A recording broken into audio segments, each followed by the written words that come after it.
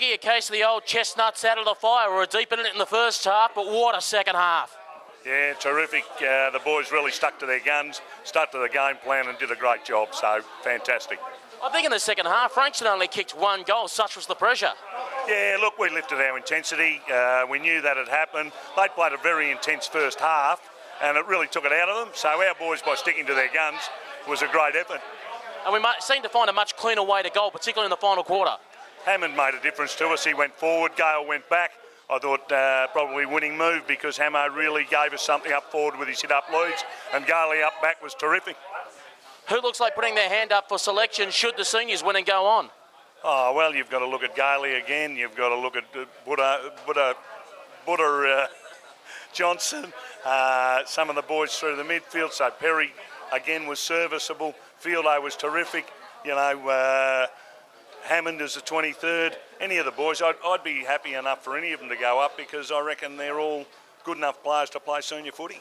The big test next week, once again at home, this time against Williamstown. Williamstown have been the standout side in the development league, so we'll have to be on our game. But the form we're in and the commitment these boys are showing, I can't see why we won't have a real crack at it, mate. Greg, the room seems to be abuzz with excitement. Congratulations and continue fourth in the finals. Yeah, looking forward to it, Pete, and thank you for your support. Cheers.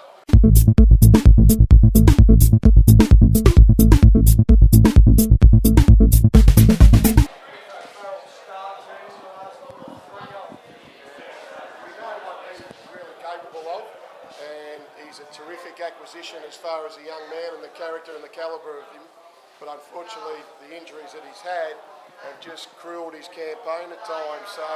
But he's unbelievably courageous, and that's why we always give him a chance, and he'll take that chance. And he would have been dissatisfied with his performance in the first half. I know he wasn't happy with his performance against Coburg last week, so for him to do that, very timely.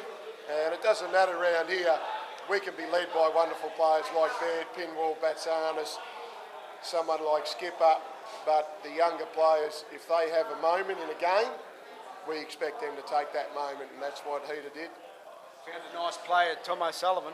Yeah, well, Tommy's just keep getting better and better and better, and I think the last 2 weeks, or probably last 3 weeks, he's actually seemed much more competent and comfortable at the level, and if he continues to do that, we might have a nice little midfielder for us.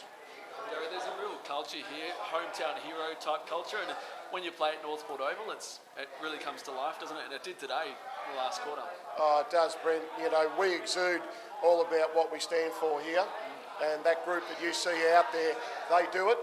But what we also have is a wonderfully loyal group of supporters who they will support us when it's going well, but they'll also support us even harder when it's not. So we're very appreciative of them coming.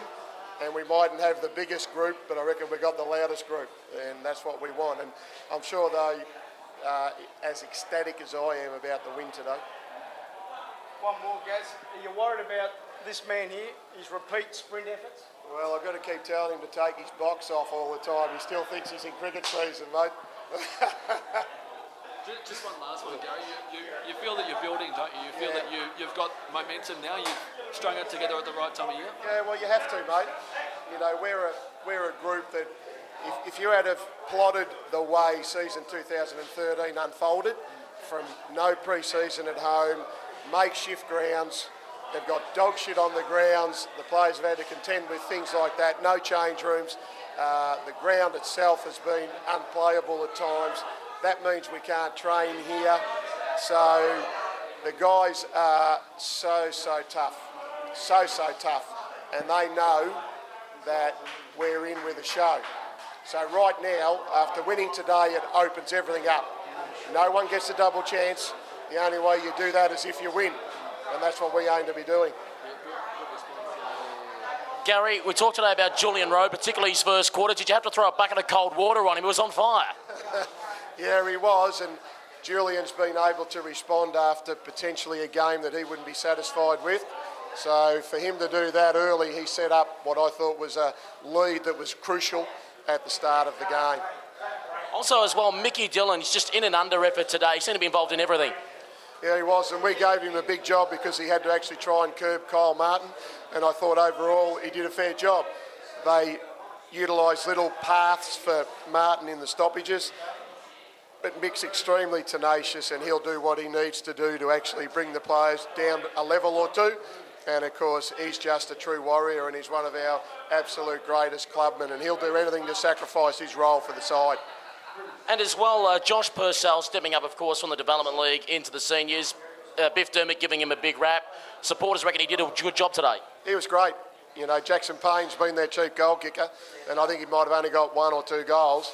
So he's been extremely important in him being able to play a role.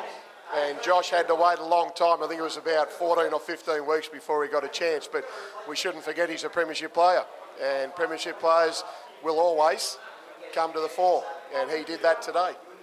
How's the situation with John Beatty? He limped off the ground in the final quarter. I believe he actually had a fitness test in the morning prior to the game.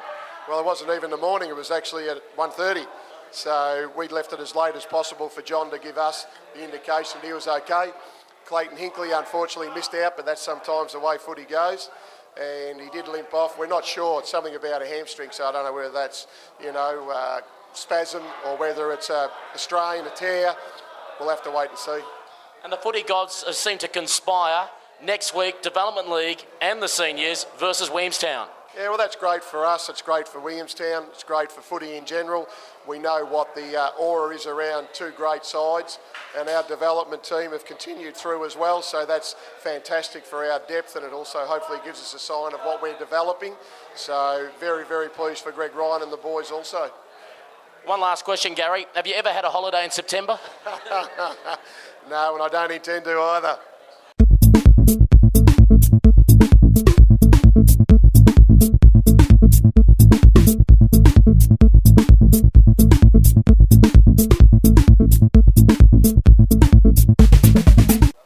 Well, surprise, surprise, here on Borough TV, we're playing Collingwood, and to show the difference between the clubs, Eddie Maguire could be somewhere with the Chardonnay set, and said the Port Melbourne president is actually serving behind the bar. What on earth's going on here?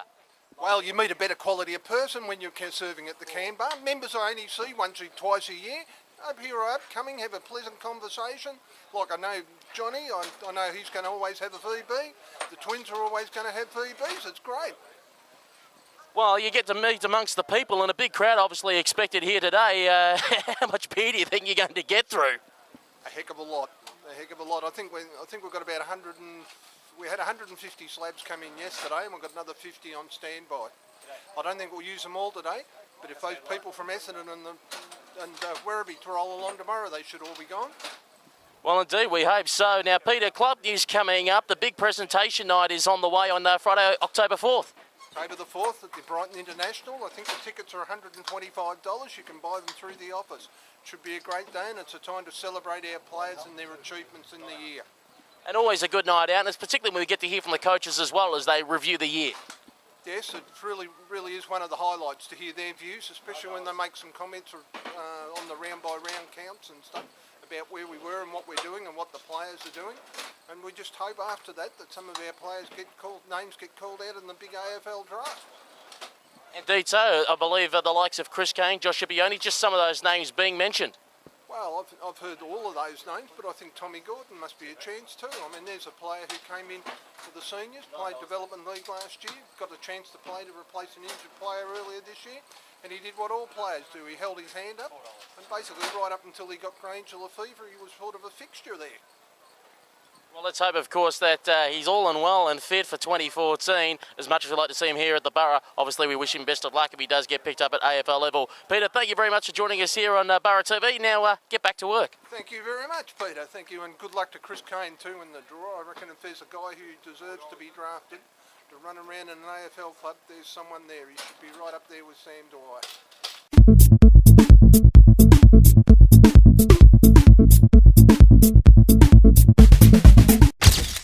Borough TV is a Port Melbourne Football Club production.